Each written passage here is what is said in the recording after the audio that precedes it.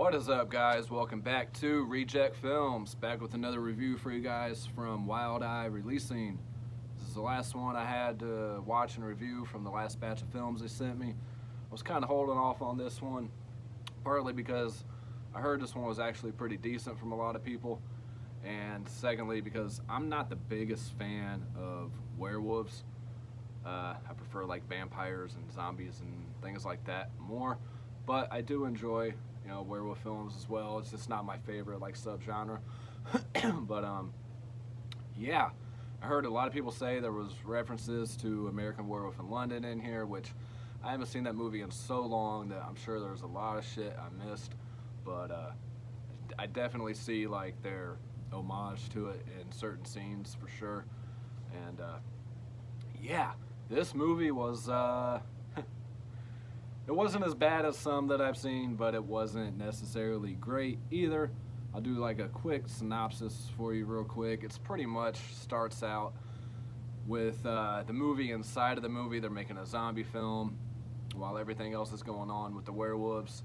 And you get a lot of back and forth between what's going on with the movie inside of it and people at a pub having drinks and just kind of talking and bullshitting and whatnot, and cutting back and forth, back and forth. Finally, the two merge when there's a couple people in the bar working on the film to ask the three guys if they want to be extras on the film, and that's when the two sides of this movie coincide with each other. Later on, the character of I wrote down some stuff, but the character of Les is like a striking resemblance to the main character of the zombie film, and who is like a complete asshole. The main character of the film, not Les, but the other guy, is a complete just jerk and everything. But he's always like getting headaches and having to go to his trailer and this and that, and they're trying to get this movie done. So at a certain point, they actually bring Les in to shoot some of his scenes. You also have, I think it's before this, you have some backpackers set up camp, kind of like American Werewolf in London with the backpacking. I do believe. Like I said, it's been so long since I've seen that movie. And you hear some of the snarling, and then you find out what happened to him later on. I'm not going to give everything away. I'm not going to do images up here because it just takes so much extra effort to do that, and I just don't have the energy to do that right now. But yeah, I will get back to doing reviews that way for you guys, though. I know a lot of you like having images from the film, so I will get back to it. I haven't had a whole lot of time lately to invest in editing and everything, so I will leave a trailer to this film in the description. But I believe this is still also, I'm getting kind of off track from the synopsis, but I believe this is still also available at Walmart. I think I seen it last time I was up there for like $10. Check your family videos if you got them. You can probably find it $5 or less. Anyway, back to the film. After that, there's some bumbling police in here as well. There's a certain point where they have some people out riding bikes and has a flat, and they tell them to like move way off the road. They're setting them up for danger right then and there, but like the obvious stuff is right in front of their face and they can't see what's going on because they're just they're just stupid. It's definitely more of a comedy than a horror film for sure, but this is a UK film, by the way, and it runs 83 minutes, has a 4.6 on IMDb. That's really about as far as I'm going to go with the story, though. The ending, I was a little disappointed in the ending.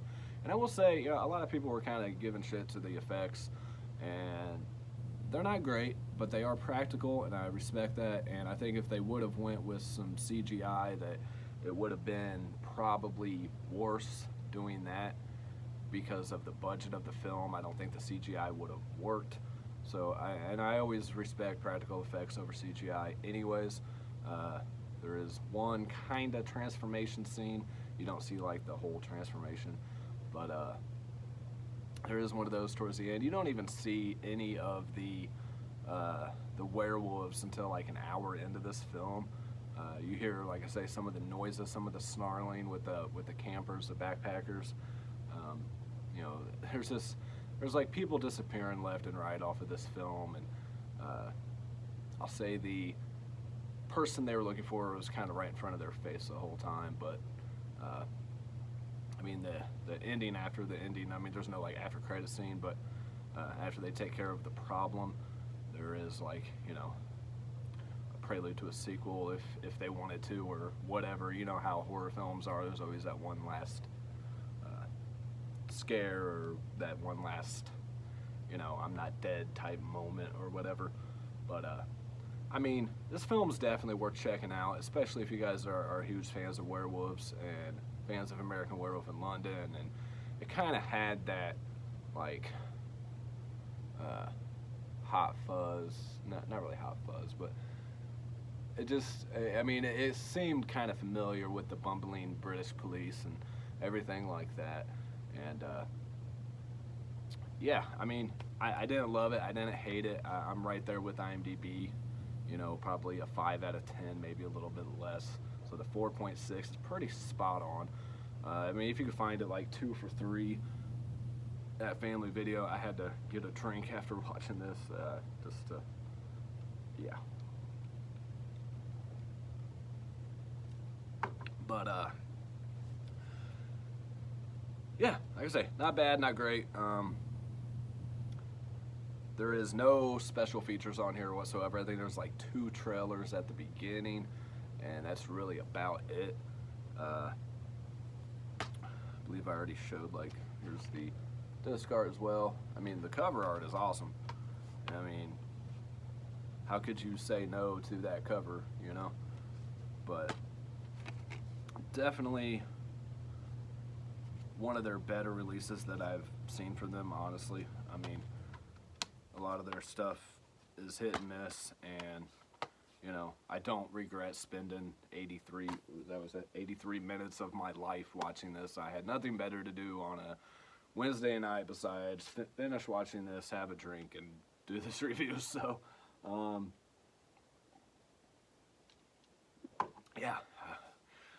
I will say the cheetah warned me about this movie. One of my fellow Wild Eye reviewers will understand that saying. I know there's a few of you out there that watch my channel that review for Wild Eye as well, and a couple of you have reviewed this film. Probably thought a little bit higher of it than I did, but, you know, I'm not pissed that I watched it. You know, it's entertaining. I actually watched it like a couple days ago. I kind of like fell asleep the first night. I only had like 20 minutes left tonight, so I just finished it off, and yeah. So that is it for this review, guys. Like I say, not great, not fantastic. I think my favorite one from them is still Bone Jangles. I don't know. But they got some really cool stuff coming out. They got a, what is it, Clownado, Velocipaster. That one looks pretty cool, really cheesy. That Scary Stories to Tell in the Dark, I think, that R.L. Stine, like documentary.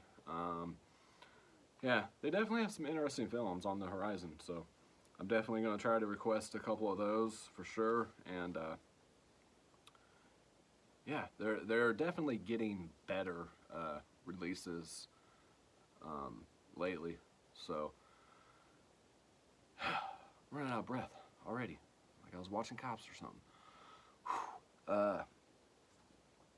Yeah, I mean, I love reviewing for this company, though. I'm always excited to see what they send next, and just some of the ridiculousness, like, of Carousel and stuff like that is just, some of them are just so crazy and out there that you just think, how do people come up with this shit, you know? And this one was not as out there as Carousel or whatever, but it's definitely not meant to be taken seriously by any means whatsoever. So don't go into this thinking it's going to be a serious werewolf film.